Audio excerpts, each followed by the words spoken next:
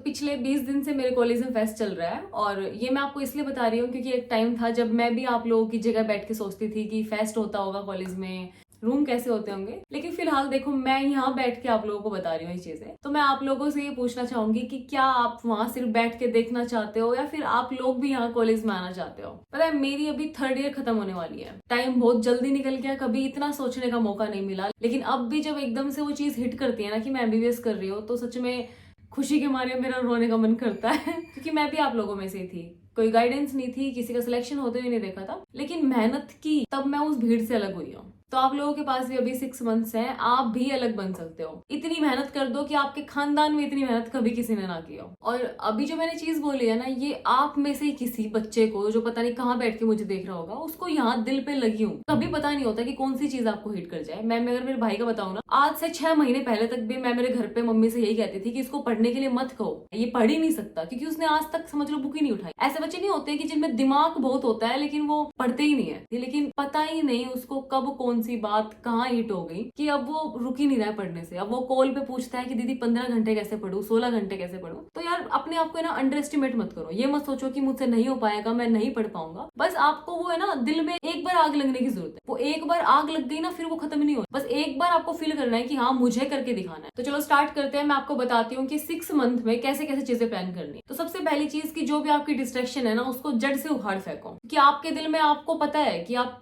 क्या चीज है जो आपको पढ़ने नहीं दे रही। तो सबसे पहली चीज कि जहां भी बैठ के पढ़ रहे हो वहां पे सामने आपके 4 पेज चिपके होने चाहिए दीवार पे। पहले 3 पेज में बायोलॉजी, केमिस्ट्री और फिजिक्स के सारे जितने भी चैप्टर्स है ना, वो चैप्टर्स के नेम जरूर और जरूर लिखे होने चाहिए। जितनी बार कर लो वहां पे टिक लगाना है, जो नहीं किया है उसको खाली छोड़ो ताकि याद रहे कि हाँ ये चीजें करनी है। और आपको चौथे वाले पेज में लिखना है कि अगर मेरा सिलेक्शन होता है तो जिंदगी कैसे बदलने वाली है। हम मिडिल क्लास वालों के लिए तो सबसे बड़ा मोटिवेशन यही होता है। देखो आपको स्टार्ट करना है 15 नवंबर से। 15 नवंबर से लेके नवंबर, दिसंबर, जनवरी, फरवरी, 15 फरवरी तक कोशिश करो कि आप एक बार अपने सिलेबस कंप्लीट कर दो। देखो सबसे पहले ना हर सब्जेक्ट में जो भी चीज आपको नहीं आ रही है ना, उसका आप 1 शॉट वीडियो देखो सबसे पहले। उसके बाद आपको एनसीईआरटी पे आना है। आपको बायो, ऑर्गेनिक और इनऑर्गेनिक इन तीनों की एनसीईआरटी वर्ड टू वर्ड पढ़नी है। मतलब आपका एक भी वर्ड नहीं छूटना चाहिए, वर्ड टू वर्ड चीजें पढ़ते चलना है। और फिजिकल, केमिस्ट्री और फिजिक्स में आपको एनसीईआरटी नहीं पढ़नी है क्योंकि इतना टाइम पास नहीं है। तीनों में बायो, फिजिक्स, केमिस्ट्री में आपको एनसीईआरटी क्वेश्चन करने हैं। आपको जैसे केमिस्ट्री वगैरह में आपको इंटेक्स से क्वेश्चन मिलेंगे बीच बीच में, जो सबसे ज्यादा जरूरी है। और पीछे जो एक्सरसाइज से क्वेश्चन है ना, वो आप बेशक छोड़ देना। ये मैं केमिस्ट्री की बात कर रही हूँ। रही बात फिजिक्स, तो फिजिक्स में आपको सारे क्वेश्चन करने हैं, चाहे आपको वो अपने चैप्टर के बीच में मिले या फिर चैप्टर के लास्ट में मिले। बात आते हैं हम लोग पीवाईक्यूज पे। देखो पीवाईक्यूज आपने हर जगह सुना होगा, मुझसे भी 1000 बार सुना होगा कि पीवाईक्यूज बहुत ज्यादा जरूरी है। मैंने मेरे टाइम पे 3 बार पीवाईक्यूज की प्रैक्टिस की थी 2.5 महीने के अंदर।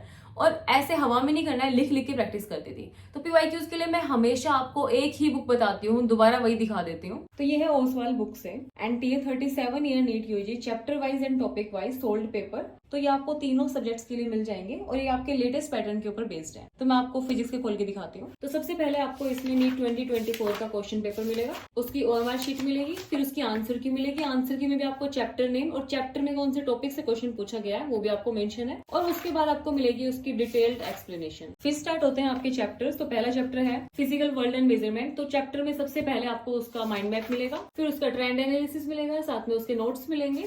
और फिर स्टार्ट होते हैं टॉपिक वाइज आपके सारे पीवाईक्यूज। तो आपको इसमें सारे 37 ईयर के पीवाईक्यूज मिलेंगे, फिर उसके बाद उसकी आंसर की मिलेगी, उसकी डिटेल्ड एक्सप्लेनेशन मिलेगी। तो ऐसे करके आपको फिजिक्स के चैप्टर वाइज 37 ईयर्स आपको यहाँ मिल जाएंगे। और बुक के लास्ट में आपको 2 सैंपल पेपर मिलेंगे। तो इन बुक्स का लिंक मैं आपको डिस्क्रिप्शन में दे रही हूँ, चेक करना। अब आपने सारे पीवाईक्यूज कर लिए। अब आप है ना नियम बना लो कि आपको हर चैप्टर के कम से कम, अगर छोटा चैप्टर है तो कम क्वेश्चन प्रैक्टिस कर लो, बड़ा चैप्टर है, हाई वेटेज वाला चैप्टर है तो उसके कम से कम 100-150 क्वेश्चन अपने करते हुए चलो। जो भी मॉड्यूल, जो भी बुक आपके पास हो उससे कर लो। और एक और चीज की, जब मैंने कहा ना कि सिलेबस जल्दी कंप्लीट करना है, उसका मतलब ये नहीं है कि आप टॉपिक्स को स्किप कर करके पढ़ना स्टार्ट कर दो। क्योंकि कमेंट्स में मैं देखती हूँ कि मैसेज भरा होता है कि डू एंड डाई चैप्टर्स बता दो। देखो ये चीजें ना पहले काम आती थी जब आपकी कम नंबर पे सिलेक्शन होता था, लेकिन अब तो आपको पता है कि कट ऑफ जो है वो आसमान छू रही है।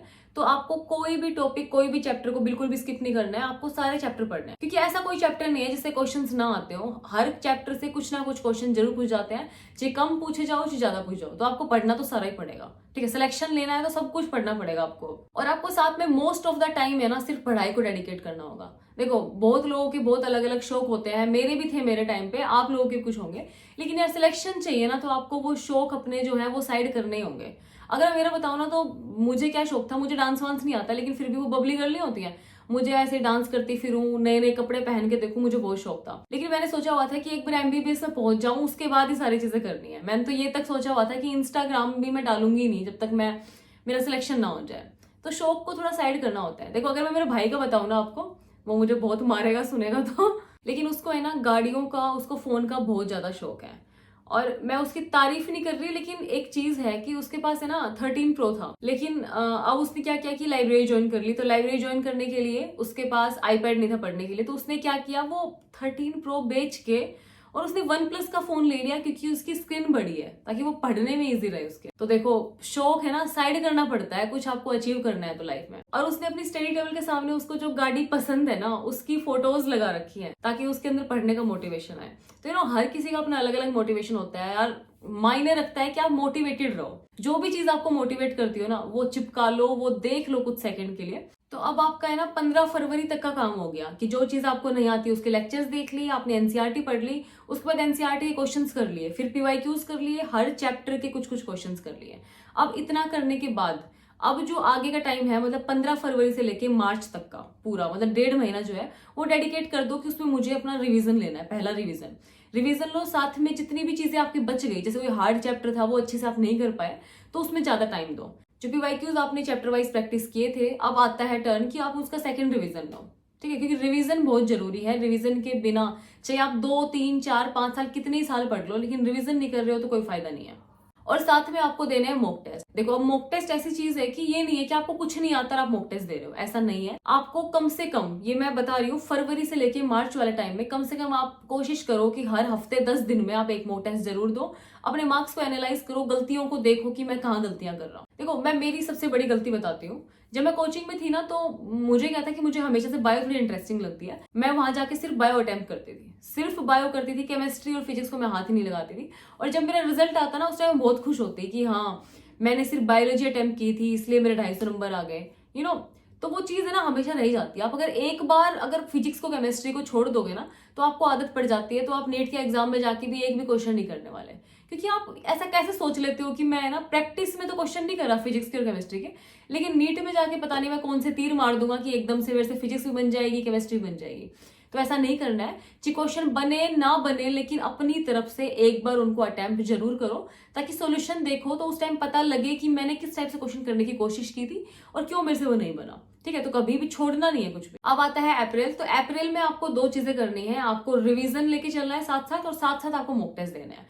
अब देखो यहाँ पे मैं मॉक टेस्ट की एक चीज बता दूं आपको, वो बच्चा जिसने अभी तक की सारी चीजें अच्छे से फॉलो की है, मतलब उसका पूरा सिलेबस कंप्लीट हो गया, उसका रिवीजन बैकलॉग सब कुछ बिल्कुल अच्छे से कवर हो रखा है, और उसने अभी तक कुछ कुछ मॉक टेस्ट भी दिए हैं, तो उन बच्चों से मैं कहूंगी कि आप डेली मॉक टेस्ट दो, और डेली नहीं तो कम से कम 1-2 दिन छोड़ के तो जरूर मॉक टेस्ट दो। क्योंकि आप लोगों ने क्या है कि मोस्टली चीज पढ़ रखी है, मोस्टली चीज याद है, रिवीजन कर रखा है, तो जो भी इंप्रूवमेंट होगी वो आपकी मॉक टेस्ट से ज्यादा होगी कि मैं कहाँ गलतियां करता हूँ उनको एनालाइज करके। लेकिन इस बात को है ना इतना सीरियस वो बच्चे ना लें जो वो ऊपर वाली चीजें फॉलो ना करें।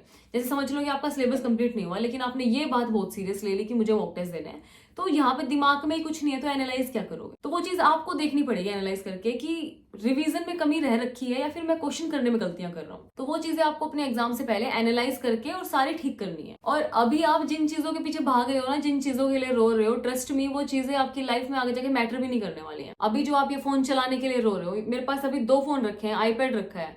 मैंने कभी जिंदगी में नहीं सोचा था कि मेरे पास कभी आईफोन होगा। मैंने कभी नहीं सोचा था कि मेरे पास खुद की पर्सनल अपनी गाड़ी होगी। जबकि हम मिडिल क्लास वालों ने वो टाइम देखा होता है कि हमारे घर के 4 मेंबर, मम्मी पापा भाई मैं, हम कैसे उस स्प्लेंडर पे बैठ के मामा के घर जाते थे। ठीक है, वो टाइम से लेके और अब वो टाइम आ गया कि अब घर का हर मेंबर अपनी अपनी अलग अलग गाड़ी चला रहा है। तो ये चीजें मैं आप लोगों को इसलिए कह रही हूँ क्योंकि हर चीज का एक वक्त होता है। तो अभी से चीजों के पीछे मत भागो, अभी मेहनत करो। मैंने अपनी जिंदगी में मेहनत की है तब जाके मैं यहाँ बैठी हूँ। मैं अभी भी मेहनत कर रही हूँ, इतनी सारी चीजों को मैनेज कर रही हूँ, और मुझे पता है कि मैं आगे भी करती रहूंगी। और पता है हमारे यहाँ पे एक और चीज है कि जब तक कोई बच्चा किसी फील्ड में बहुत अच्छा कुछ ना कर देना तब तक उसकी कोई इज्जत नहीं करता। मैं सही बताऊं तो मेरी तरफ कोई देखता तक नहीं था, लेकिन अब जब मैं अपने घर जाने के लिए गली में घुसती हूँ ना, मुझे जितने लोग मिलते हैं ना, सब लोग खड़े होके पूछते हैं, हाय हेलो करते हैं, गेट में घुस भी रहे होते हैं तो मुझे देख के वहां रुक जाते हैं। तो अपने यहाँ में इज्जत तभी होती है जब आपने कुछ कर दिया हो, तो आपको खुद से उखाड़ना पड़ेगा अगर सर उठा के चलना है। तो अगर आप चाहते हो कि आपके घर वाले भी गर्व से बताएं कि हमारा बच्चा एमबीबीएस कर रहा है तो यार उसके लिए आज आपको मेहनत करनी पड़ेगी। तो देखो मेरा काम था आपको समझाना, अब आपको डिसाइड करना है कि आपको कैसी जिंदगी चाहिए।